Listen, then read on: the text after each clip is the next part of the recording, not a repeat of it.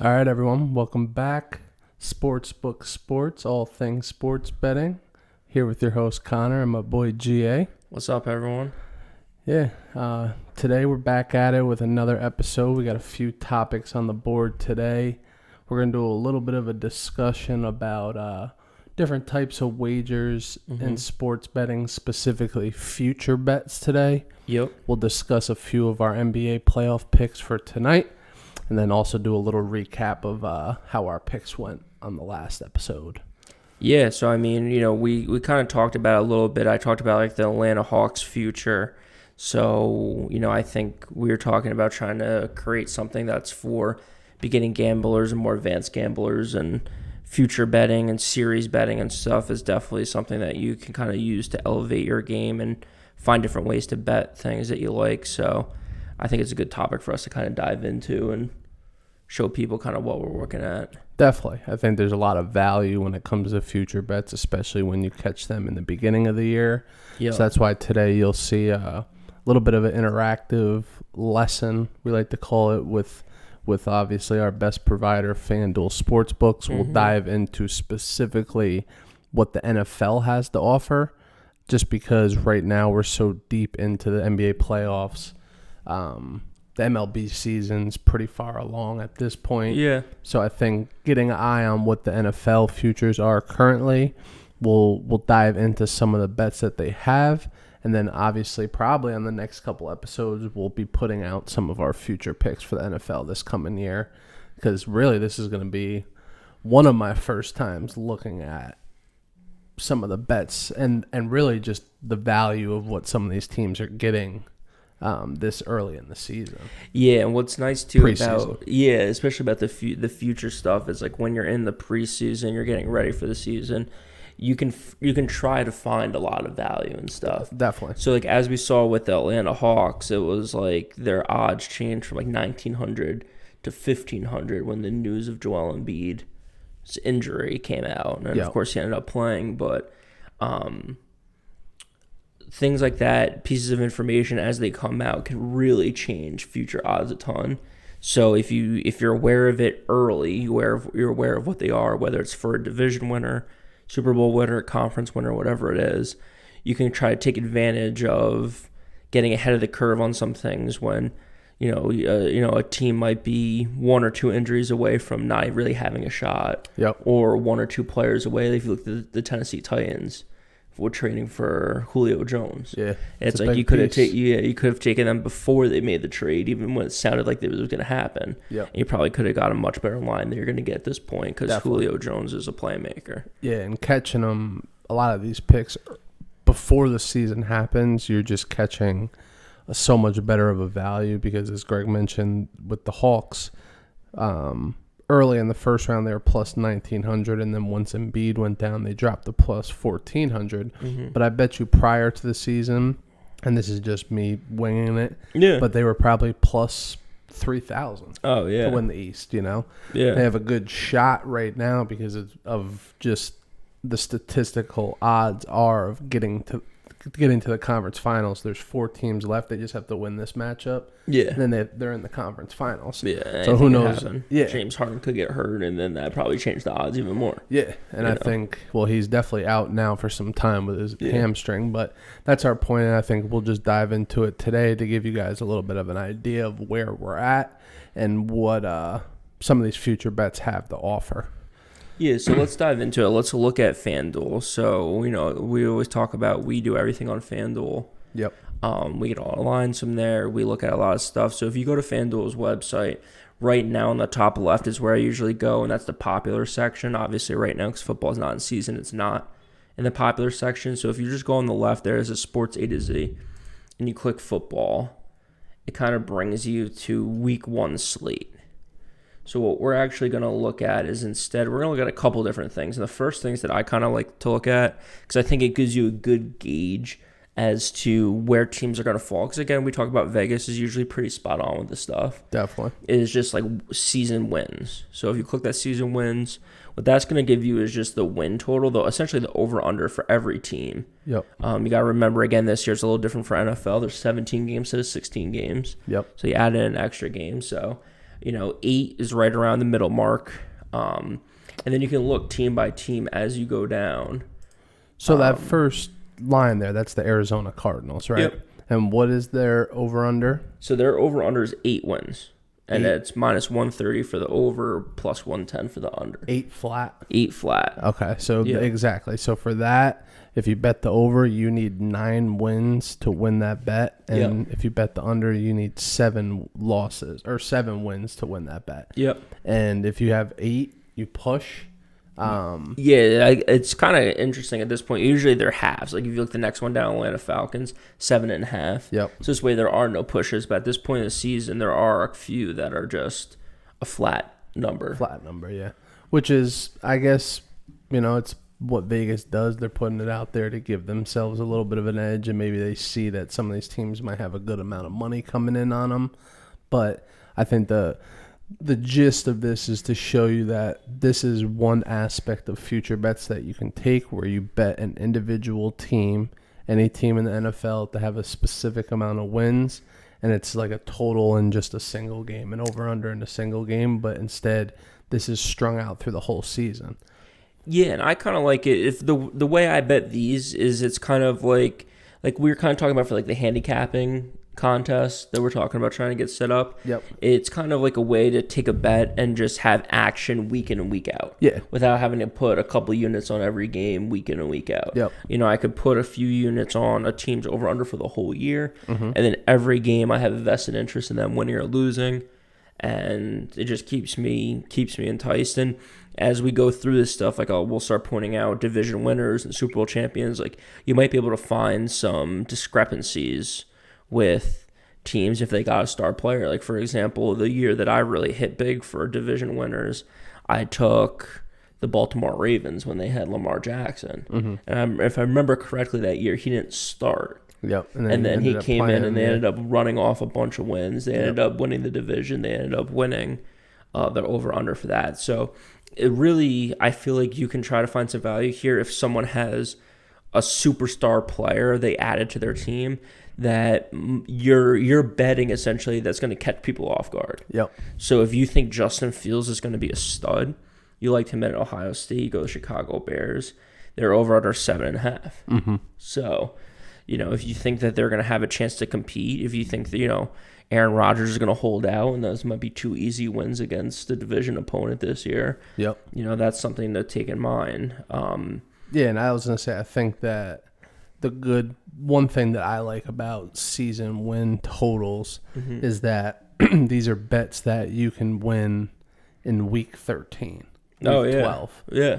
It doesn't always come down to the end. No, and that's one thing in over-unders in a basketball game or a football game, it's really, besides the over, the under is never done until the game's over. Yeah. Until that final whistle blows and it's the end of the game. But in these, if the Arizona Cardinals, they have 8 wins, and they start off 1-10. Yeah, it's over. It's over. Yep. By a week 11, you know that you won this bet, cashing it out. Now, the unfortunate part is I think a lot of these sports books don't let you cash out until the end of the season. Yeah. But at least you have that money coming in, and that's one of the beauties, I believe, of the season win totals. Yeah. And it just goes the other way, too. If you start out for the season, your team starts out 7-3 over the first 10 games. Yep. It's like, okay, I need one more win to finish it out. Exactly.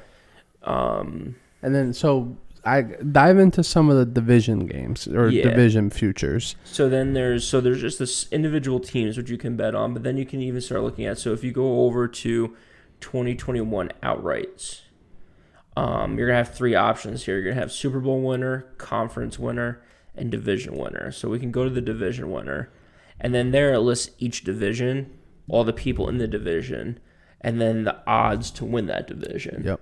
So, for example, just to start us off, the AFC East, Buffalo Bills minus 155, Miami Dolphins plus 320, New England Patriots plus 360, Jets plus 1900. Yep.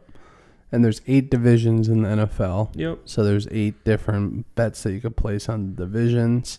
And I think I truthfully like this bet the most of all the futures because you can sort of spread it out Another great thing, I believe, with FanDuel, if I'm not mistaken, is you can parlay division winners to give yourself a little bit more value.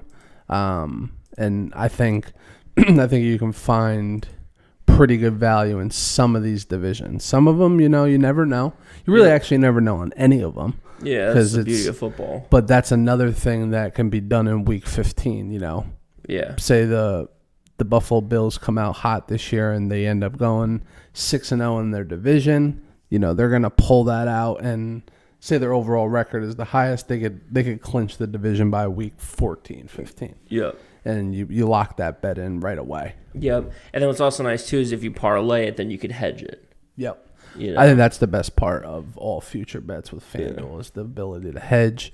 I think we'll dive in a little bit deeper in the next couple episodes when we discuss, because we will be putting out an episode of our future bets for the NFL. Yeah, but just to give people an idea of like what hedging is in the most basic form, to me it's like if you have a 2-team parlay, one leg of it wins. Yep. You just essentially bet against your other part. Yep. And it just maybe covers your initial bet, so this way you're always winning money. Yep. Or you bet enough to where you win a little money either way is ideal. Yeah. An ideal way to hedge it. Yeah, and hedging is a crucial part if you want to become a professional gambler. There's ways hedging, there's other opportunities out there where you can make sure that you don't lose money in any single game. Yep. You don't get beat by a bad beat, especially with a lot of the live betting opportunities there are nowadays. For example, say you have the Cardinals versus the Bills, and the Bills are up by 28 points at half, and you have the Bills -7 to win the game. Then you look at the live line, and it's +21 Cardinals. Yeah, you can hedge yourself there to make sure that you at least, as Greg mentioned, covered your initial bet, but still have a room for profit. Yeah, and that's very important. Is what I call like the risk mitigation or the risk management of your bets. And a lot of people look at that in all aspects of life and in tons of different industries. For sure. But gambling's one that, you need to take advantage of it because there ain't a guarantee ever. Yeah. But if you can guarantee it, you might as well take advantage of it. Yeah, and those like you said, you can kind of hedge some of these future parlays with individual games, or if you're betting an individual game, you can use a live line during the game to kind of hedge yourself out of some of them. Exactly. If you bet a team and they just get up by a ton, you can just bet it the other way. Yeah, if you want, just to hedge yourself out, have some value to it. And then what you can end up doing is there's a term called middling, which is like the dream. So if you hedge yourself out and there's a 10-point, I'm thinking about basketball, so like a game tonight, like say you take the Clippers and they get up a ton, then you can bet on the Jazz.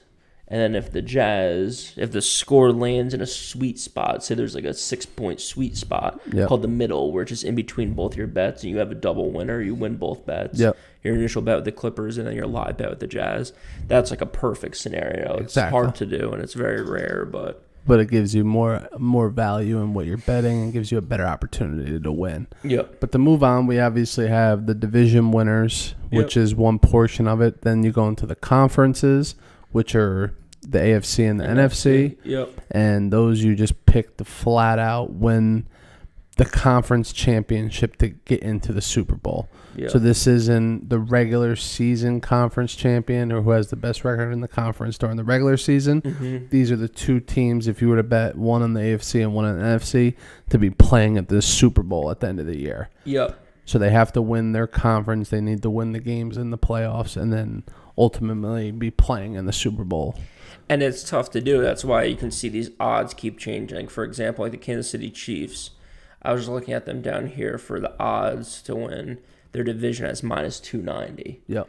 And then when you look at the odds to win the AFC, it's +260. Yep. Because to your point, it's like, okay, it's -290 or whatever it is to win the division. So Vegas is telling you it's pretty likely that's going to happen. Yep. But then for them to win all the games they need to in the playoffs to make it out of the AFC and go to the Super Bowl, now they're plus money because it's just that hard to do. Yeah, and anything can happen in those games where it's not a guarantee.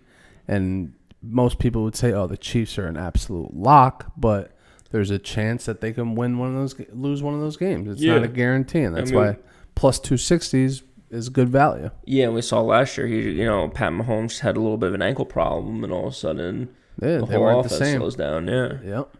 So that's a brief description on the conference. They obviously Super Bowl. Then they obviously have the Super Bowl champion, who's the winner at the end of the year, and is the champion of the NFL. And some of those are some high value odds, but yep. And then again, they're sticking with the Kansas City Chiefs to win the division or to win the conference. They go from plus 260 to winning the Super Bowl is plus 500. Okay. So even then, it's like, okay, you made it out of the AFC. But then to actually win the Super Bowl, they were giving you another, 200 points on it. And then back to what we spoke about earlier as far as the hedging. Mm-hmm. These are great propositions to be in a good position to hedge. So yes. if you have the Falcons or the Chiefs plus 500 to win the Super Bowl, and then you go into that game, they make it, you would ideally, depending on how much money you had on the Chiefs, you would fade it and bet the other team just to guarantee yourself some profit. Yep. And depending on who they're playing, you never know what the value or what the money line is going to be. Because at the end of the day, the Chiefs have to win that game. So you're not playing against the spread. Yep. So you would most likely bet the money line, and hopefully that other team's an underdog too. And you're guaranteeing yourself a good chunk of money for placing that bet early on in the year. Right, for taking advantage of the future opportunity in the offseason. Exactly. So that's a brief overview of just some of the outright future bets that you can take in the NFL. They have a few other categories here, which Greg can get into. Yeah, I mean, the other one that I think just kind of really want to highlight is like the player futures. So those are the ones where you can take the regular season MVP. Yep. So, if you think Aaron Rodgers isn't going to hold out all year, he's going to come back and have another MVP season. He's plus 900. Dak Prescott coming back from injury, plus 1,500. And again, those are same kind of I hate Dak ideas. It's like you have to wait all season for it. Yeah. And they have to be named the winner. So same thing with the Rookie of the Year too. If you click this little tab over here, you can look at offensive and defensive Rookies of the Year. Yep. And these are ones, honestly, to keep an eye out for as the season moves on. Yeah. Because if someone has a good week, you're going to see these odds change very frequently. Yeah. And the offensive Rookie of the Year, you never know what's going to happen. An injury occurs, anything along those lines that potentially, derails a person from being in the running to win the offensive Rookie of the Year. You're finding yourself at good odds if you had a bet on someone else that maybe wasn't the favorite and was a long shot. Yeah. So those are ones that you can keep an eye on and bet out through the whole year and just see where the value comes. If you think someone's been playing well and maybe their line isn't moving like you would think, maybe it's a good opportunity to place some money on them. Yeah, what I like too is just looking at these odds right now. The favorite for offense obviously is Trevor Lawrence at plus 270. Yeah. And then Justin Fields plus 500. If you look at defensive Rookie in the Year, it's Micah Parsons is the first at plus 550. And then Pay over here is plus 850. Wow. So it's because those odds are so high, that indicates to me that it's much more wide open for someone to win Defensive Player of the Year. Definitely. Than it is for Offensive Player of the Year. So what's Zach Wilson on there? Plus 700. He's the third one. And then Trey Lance is plus 750. I mean, he's not even starting. So Mac Jones plus 950. He's also not starting. So yeah. So there's I think there's some value in both of those. And from the sounds of it, I might have a couple bets that I'll put out on there. Yeah. But it's just another opportunity to put some money down on future bets. Player ones are great because you're individually watching someone and you're not really focused on the team. So if you're a fantasy type guy too, sure, maybe you'll pick one of these guys in the draft when you're picking this year. Yeah. So you have a little bit of skin in the game. Right. If you end up drafting one of these guys, like you said, if you end up drafting Trevor Lawrence or Najee Harris or something like that, throw a little money on them. This way you have, you're rooting for him in fantasy, you're rooting for him. Exactly. Outside of fantasy, either way. It either wins you bread or absolutely destroys you. Yep. And then I don't know if there's anything else you want to talk about football related, but I do want to talk about some basketball. No, we can move right into the basketball ones. Yeah, so I mean, just another thing to look at too is like now that there's obviously all the same bets that we just talked about for the NBA. Yep. So you can pick a conference winner still, even though there's only a couple teams left. You can take someone to win the championship, of course. But what I like here is if you're on the NBA section, there's these like the matchups right here. Yep. So you can actually click a matchup, and then you can look at a few different things. You can look at just straight up to win the series. Mm-hmm. So I clicked on the Hawks 76ers. So the Hawks are plus 120 to win the series, 76ers minus 140. You can pick the correct score of the series. Okay. So you can take the Hawks to sweep 4-0. You can take a 4-3. You can take the Sixers 4-3. The Sixers to win 4-2. Whatever you want. And those are all plus money as well. Yep. And then you can actually just take it's obviously really hard to predict exactly how a series is going to go. So you can just take the number of games, which I like. So you can take it's either going to go 4 games, 5 games, 6 games, 7 games. Yep. And for that, you can see the odds get pretty close to even money at 6 games, 7 games. So Vegas is telling you it's likely going to go the whole way for the Hawks 76ers. And then, something that's kind of out there for it is the series spread. So that has the Hawks at minus 1.5 and the 76ers plus 1.5. Yep. And that's for like the games. For the total amount of games. Total amount of games. So, for example, the Hawks are minus 1.5. If the Hawks win the series 4-2, then you're cashing that ticket because they would have won. If you take away a game and a half, they still would have won by half a game. So it's kind of a little something that's a little different. But again, these are another way of betting futures. Yeah. You don't have to bet championships. You can bet it as series specific. And what I like about this is when, like, for example, if Atlanta wins tonight, then I always come back and I try to look at what the 76ers are to win it because they were the favorite going into it. They're down 2-0. Yeah. So, the odds change quite a bit for them. Yeah, and it just, again, we're just trying to highlight some of the opportunity that's out there with FanDuel.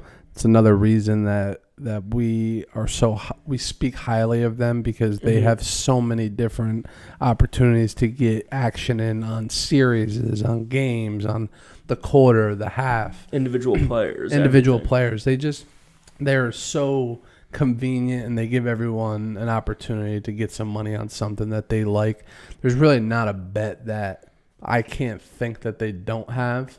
Yeah, I've yet to think of something that's just not available to take. Yeah, and sometimes, like, when you shop some of these lines, definitely look at other sports books because you can find some that have a little more value in other places. Maybe you're getting a couple more points here and there depending on what you're looking at. But FanDuel is one that we always highlight because of what they have available and what they can offer your average gambler. Yeah. Yeah, so, we talked about some basketball futures here. Do you want to get into the basketball picks for tonight? Yeah. And you want to recap from last episode? You want to start with the recap? Yeah, let's discuss our picks from last time. I know I ended up losing a little bit of money.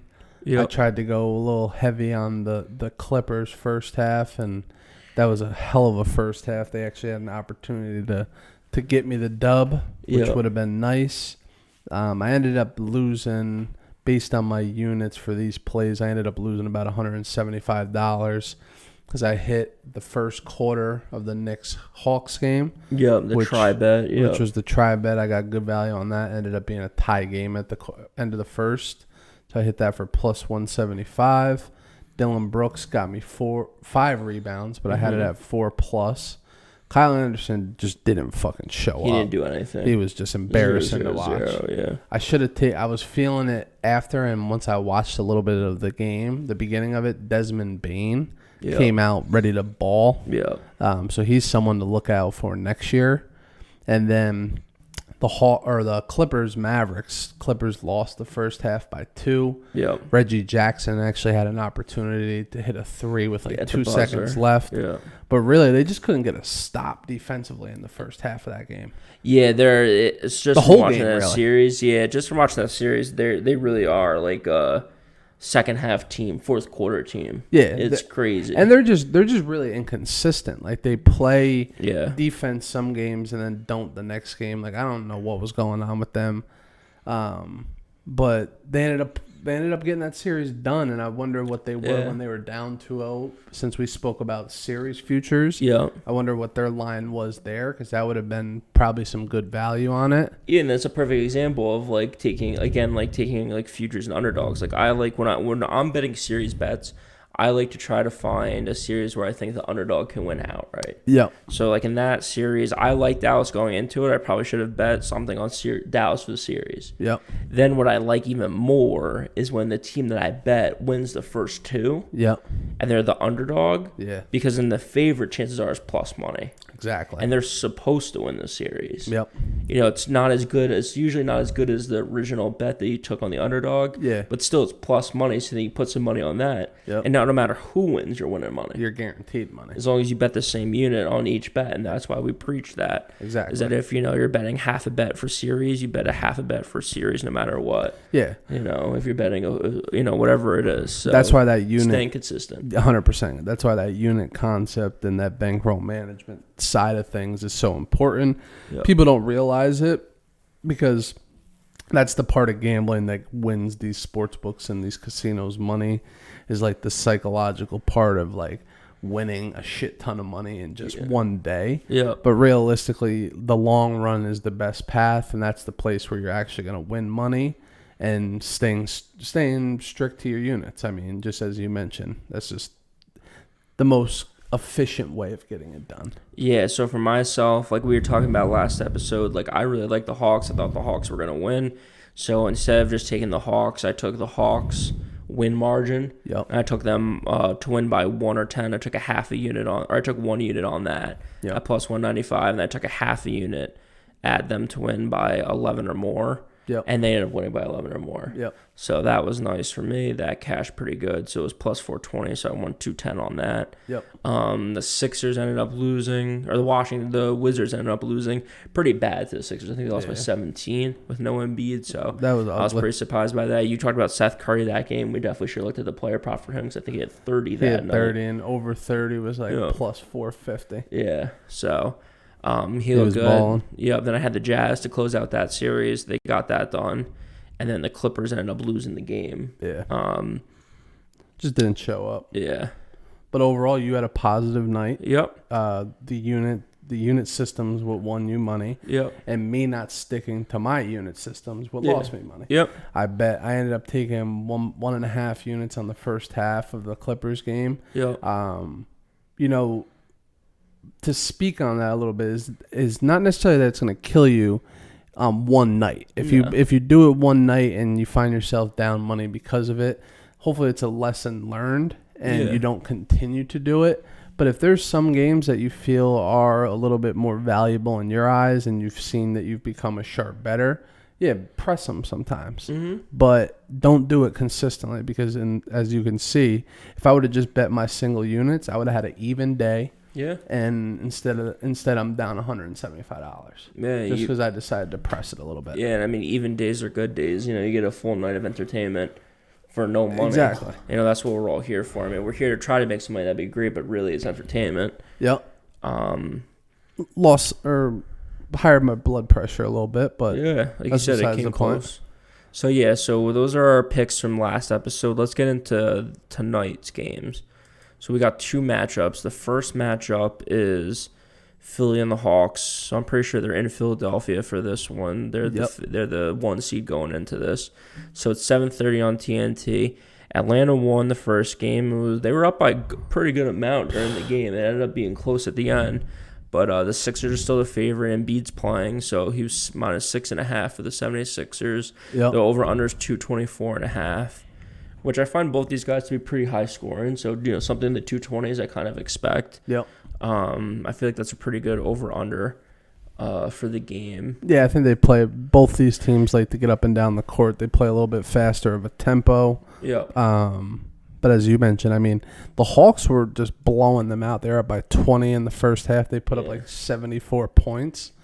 I think it was 74-54 at the half. Yep. But the Sixers, man, they made it a game. Yeah, I was surprised by the score towards the end. Yeah, and that would have been a beautiful situation to hedge in because I'm sure live you could have got the Sixers at half plus 10 or something like that. So Yeah. there's definitely room there. Just to, like I said, just to guarantee yourself money and give yourself a better opportunity to be profitable at the end of the day. But this series, man, I don't know which way it's going to go. Yeah. Yeah, I mean, 60% of the bets are coming in on the 76ers, and 73% of the money is coming in on the 76ers, according to Action Network.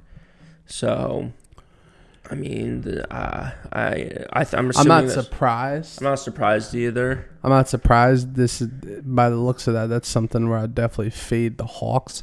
When we recap our picks later, though, I have a player prop in this game that I think is a sure lock, and that gives some value. Okay.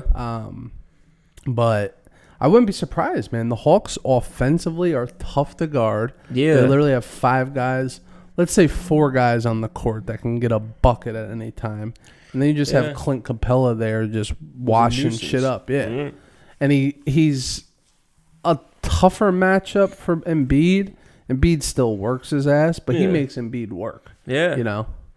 Especially defensively. What I like about Capella, too, at least, I didn't watch all the first game, but at least from what I've seen in other games, I feel like he's a pretty good motor. So he's going to keep going all game. He's not going to take a possession off. Yep. Embiid's going to have to work for it. That's what I was saying as far as Capella plays good defense, and it makes Embiid work offensively. Yeah. You know? So it's not like he's got an easy matchup on that end of the court. And he's not a pushover on offense either. You got to worry about him going for an alley-oop. You got to worry about the pick and roll. You know what I mean? Offensive rebounds. Yeah. He's one of those players that don't show up on the stat sheet either because he gets a lot of tips. Yeah. He does things that just... A lot of effort plays. Yeah, just those dirty plays that people normally don't want to do. Yeah. You know? Yeah, so, I mean, I think it's going to be a good matchup. I kind of talked about the Hawks. I gave out them to win the conference just because I think offensively they're tough to match up with. Yeah. I think that if anyone has a chance to compete with Brooklyn, it's going to be the Hawks just because of their offense. Yeah. And then what helps even more is that James Harden got hurt. Yeah. So now it comes down to KD, who's been hurt a ton, Kyrie, who's been hurt a ton. Yeah, if one of those guys go down, it's like it's wide open. Then it's wide open, and that's what I like about those future bets is you just got to look at what you're really betting. Yeah, and as we've spoken about previously, though, if the Hawks get to the conference championship plus 1,900 or whatever it was you got it at, you're in a perfect situation to hedge. Yeah, to just bet if Brooklyn. KD and Kyrie are there, that series total might be high. Yeah, minus 300, minus 400. Yeah, minus 300, I would think. Yeah. But, it may be worth it to just at least put 300 on it just to get your money back. Yeah. You know what I mean? So it's a guaranteed no loss. Right, and that's a great point about hedging is that if I put 300 on it and they ended up losing, then I win 1,900 for the Hawks, so I'm up 1,600. Yep. And if Brooklyn wins, I win 100 and it covers my original bet. Exactly. So it's a free bet for me. If I want to, again, just to talk out the stuff, so if you're new to hedging, kind of understanding it, I could bet 600 on Brooklyn. Yep. Then if they win, I win $200. Mm-hmm. The Hawks, I'll lose that bet, so I end up winning 100. Yep. Or then vice versa. If the Hawks win, I win 1,900. I lose my 600 that I bet on Brooklyn. Exactly. And I walk away with $1,300. And realistically, at plus 1,900, if they're let's say they're minus 250, I would probably even be willing to go up to 1,000. Sure. Betting the Nets, because then you're either going to win $300 or you're going to win $900. Yeah. And it's a guarantee. Yeah, no matter what. That's a free week. That's a nice part-time job for just doing nothing. Yeah, and that's why when it comes to NHL, when it comes to basketball, when it comes to baseball, I really try to save my bets for the playoffs, and I really try to do playoffs, conference winners, series, champions, all that stuff, because that's where I really do think there's money to be made to the point where you can hedge it out and you're just stress-free. Yeah, and it's a strategic plan that you have going into it that some people don't think about. Yeah. But in your instance, you have great value going into it.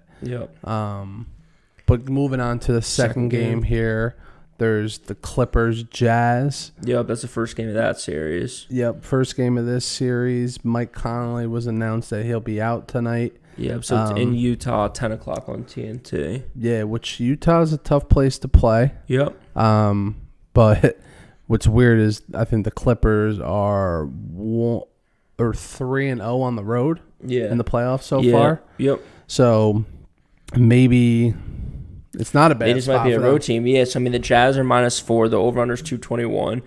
Again, I feel like both these teams kind of strike me as defensive teams, but we've seen so far this playoff specifically, they can put the ball in the bucket with anyone. So definitely. Kawhi can go for 40 any given night. You know, the Jazz have a few different players that can score. Mike Conley being one of them, so he's out. Yep.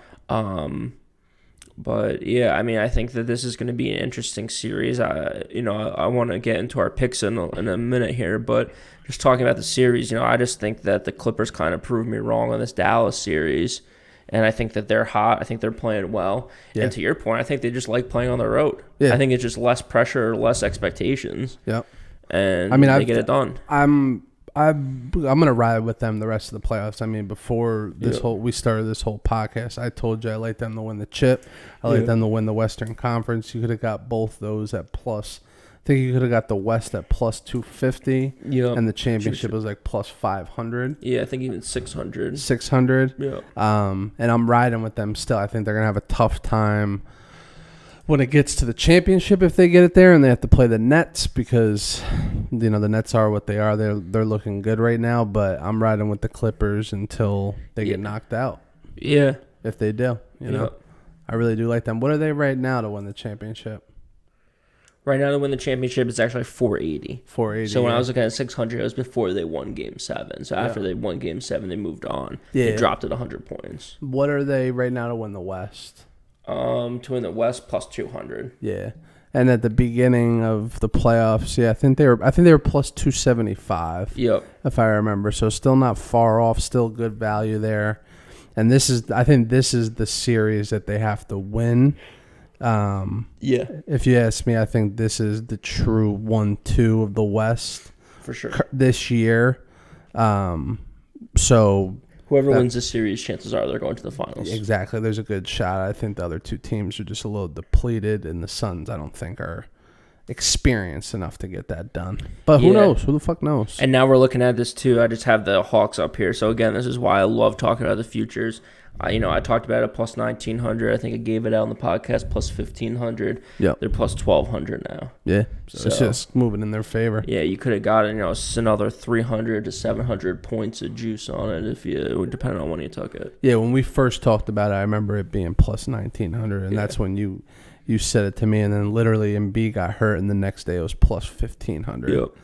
So it's just funny how that stuff moves, and if you really like it, get on it early. Before there's something that occurs that happens. Yep. That affects the line.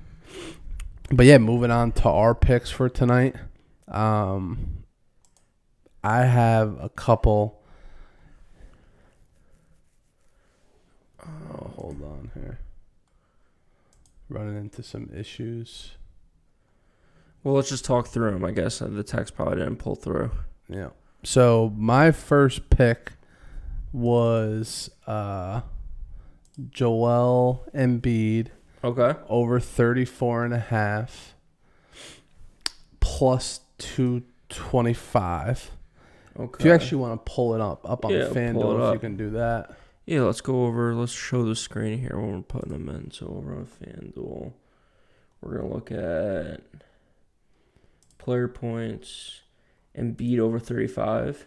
Yeah, it's alternate points, though. Okay, alternate points. So over 34.5 points. Should be at the bottom. Alt points. Towards the bottom. Embiid. Over 35.5. 34.5. 34.5 is plus 210. Plus 210, so yeah. Over 34.5 plus 210 for Embiid. Put a unit on that. 35 or more points is plus 215. Get a little extra. Put it on 30. Yeah, put it on 35 plus, and that's why you guys shop the line. Yep. We always speak about. But I see, truthfully, I just don't. He had 39 last game. Yep. played okay, shot the ball well. Yep. I just don't think anyone can guard him. Yeah, he's tough. I don't think they can guard the Hawks. Yeah. But I think that he's pretty much unstoppable. I like him to score 40 tonight. Okay. But 34.5 is what I would take just for the good value, because I see him getting anywhere from obviously 35 plus. But did you have anything on this game specifically too? Yeah, I'm pulling up what I gave you. I had I guess in this one I just kind of like the Hawks. I like the Hawks +6. I think they keep it close. Yeah. You know, for the first series against the Knicks, I was kind of putting a player prop every night, kind of parlay, and I think I went like 3 for 4 on those, so I was pretty good on those. Mm-hmm. But now that I have the Hawks just to win the series, I've kind of been staying away from putting a lot more money on them, so I'm just taking them +6. Yeah. I think that 6 points is just too many, and I think that because of their ability to score and score quickly with the three-pointer, Yeah. that, you know, for the 76ers to get a 10-point lead and keep a 10-point lead, it can be tough. Yeah, and that's one of the – I agree, because it's like the biggest equalizer in sports is the three-point ball. Yeah. And they shoot it from all over the place. Like literally Trae Young, DeAndre Hunter shoots the ball somehow well. He never was a shooter, even in college. Yeah, Bogdanovich, obviously, Herter. John Collins even steps out. Click it. Yeah. Gallinari. Like, they got shooters on that team. Yeah. They'll pull it from anywhere. Even Tony Snell when he comes off the bench. Yeah. Lou Will. Like, Yeah. they have dudes that just stroke the three.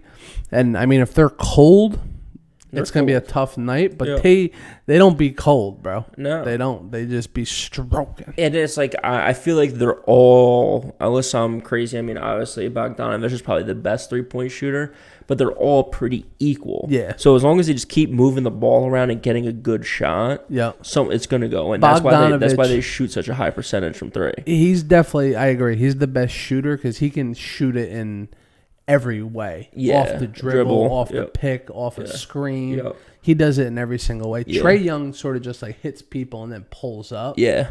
But he's never one that comes like running off a screen and hits like a spot up, you know? Yeah. But he pulls it from deep. But agreed, they just have guys that can shoot it from every which angle.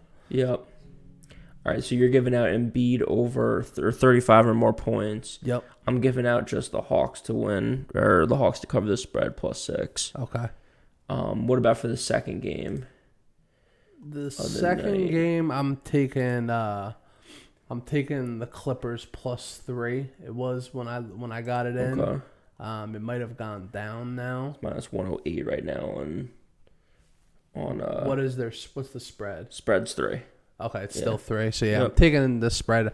I would sprinkle half a unit as well. I'm gonna since I heard Mike Conley was out on the money line too. Okay, it's +132. Yeah. So I like both of those bets. I think they can get it done in Utah tonight. But I'll take the points just for 1 unit on those two. Yeah, so I'm kind of with you on that. Like, I think that the Clippers are going to win. And, you know, we kind of talked about it in a couple episodes about looking at different ways to bet something. Yep. So, I think they're going to win outright. So I could take the money line +132. Mm-hmm. But instead, I'm going to go to down here. If you just look on the main page, if you go down to win margin. Okay. And then you look at the Clippers here. The Clippers to win by 1 or 10 points is +220. The Clippers to win by 11 or more are +500. Like we said, they're 3-0 on the road so far. They seem to be a road team. They're a defensive team, and they can score. So they can get a good lead. They can score quickly and catch up. Yep. So that's why I'm going to take a half a unit on each one of those. So I'm going to take a half a unit on the Clippers to win by 1 to 10 points at +220. Okay. And then a half unit on the Clippers to win by 11 or more +500. It's what won me. It's what kept me positive last time we met on the Hawks and Knicks. Yep. So it made me had a positive day. So I'm kind of going back to the well on that. And if I think a team's going to win outright, instead of betting the money line, again, the money line is +130. Instead of betting that, I can just take a half unit on each of these and get better value. Yeah. Get better value. You're either going to win, $110 or $250. Exactly. So on a half unit bet, it's not too bad. Nah, it's solid. I think it's put you in a good position, and That's why, as you mentioned, I mean, looking at the value and seeing what you can shop out there, there's definitely a lot of opportunity. So, Yeah. yeah, I mean, that pretty much wraps it up for us today. Yep. We spoke about our previous bets, our picks for tonight. We got to discuss a little bit about the futures, which I think was like a little bit of a segue to get into when we talk about the NFL season. Yep. And some of the bets that we put in for those. Yep. So I think it was just a good opportunity to discuss it and give the people out there just different ways that you can bet sports. Yeah, and there's a million ways to do it. Yeah, so we appreciate everyone coming out and viewing us and listening to what we have to talk about. Again, SportsBook Sports on Instagram, SportsBook Talks on Twitter, and SportsBook Sports on YouTube. Yep. Give us a like, give us a subscription. Follow along. And if you guys have any topics or if there's any, you're going to see possibly this weekend or next weekend, we have a handicapper coming on. Yep. That's actually from New York as well. And we want to, just pick his brain a little bit. So if there's anyone out there that you guys know of, that you follow, that are professional sports bettors or anyone that's been in the industry for a while, we'd love to hear from them. So definitely tag us on their page. Yeah. Reach out to us. Let us know who they are. Because as we've mentioned a million times, we're trying to have good conversations about the sports betting industry and just give a little bit more knowledge than what's on the mainstream out there. Perfect. All right, guys. Sounds good. We'll catch you next time.